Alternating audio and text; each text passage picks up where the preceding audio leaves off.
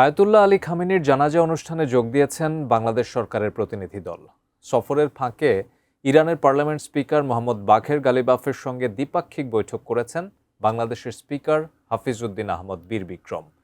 কী আলোচনা হলো দুই দেশের শীর্ষ প্রতিনিধিদের মধ্যে, বিস্তারিত জানাচ্ছেন আরিফ হাসান।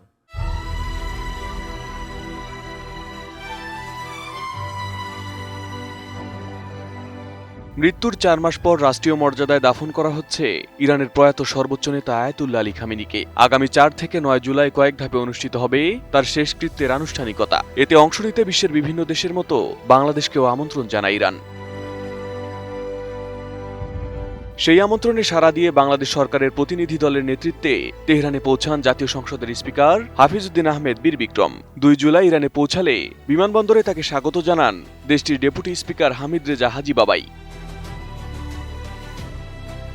পরদিন ৩ জুলাই ইরানের ইসলামিক কনসালটেটিভ অ্যাসেম্বলির স্পিকার মোহাম্মদ বাঘের গালিবাফের সঙ্গে দ্বিপাক্ষিক বৈঠকে মিলিত হন বাংলাদেশের স্পিকার। বৈঠকের শুরুতে গালিবাফ বাংলাদেশি প্রতিনিধি দলকে স্বাগত জানান। এ সময় স্পিকার হাফিজউদ্দিন আহমেদ বীর বিক্রম আয়াতুল্লাহ আলী খামেনির মৃত্যুতে গভীর শোক প্রকাশ করেন এবং তার হত্যাকাণ্ডের নিন্দা জানান। পাশাপাশি ইরানের সরকার ও জনগণের প্রতি বাংলাদেশের সরকার ও জনগণের পক্ষ থেকে সমবেদনা ও সংহতি প্রকাশ করেন। আমি বুঝি নির্মাণের শিল্প, সালাম স্টিল বোঝে ডিউরেবিলিটি। সালাম স্টিল, মোস্ট ডিউরেবল স্টিল। বৈঠকে দুই দেশের দীর্ঘদিনের বন্ধুত্বপূর্ণ সম্পর্ক, সাংস্কৃতিক বন্ধন এবং পারস্পরিক সহযোগিতার বিষয়েও আলোচনা হয়। বাংলাদেশ ও ইরানের সম্পর্ককে আরও শক্তিশালী করার বিষয়ে উভয় পক্ষ আগ্রহ প্রকাশ করে।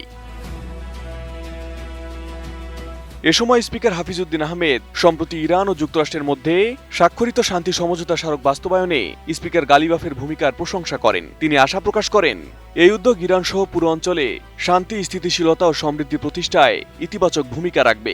একই সঙ্গে তিনি বলেন বাংলাদেশ সবসময় সংলাপ ও কূটনৈতিক সমাধানের পক্ষে এবং ভবিষ্যতে এই অবস্থান বজায় রাখবে। বৈঠকের এক পর্যায়ে বাংলাদেশের স্পিকার ইরানের পার্লামেন্ট স্পিকার মোহাম্মদ বাঘের গালিবাফকে সুবিধাজনক সময়ে বাংলাদেশ সফরের আনুষ্ঠানিক আমন্ত্রণ জানান এবং বৈঠকের পর তেহরানের মূল ভেন্যুতে খামেনিকে শেষ শ্রদ্ধা জানান হাফিজউদ্দিন আহমেদ। Arif Hasan, ATN news.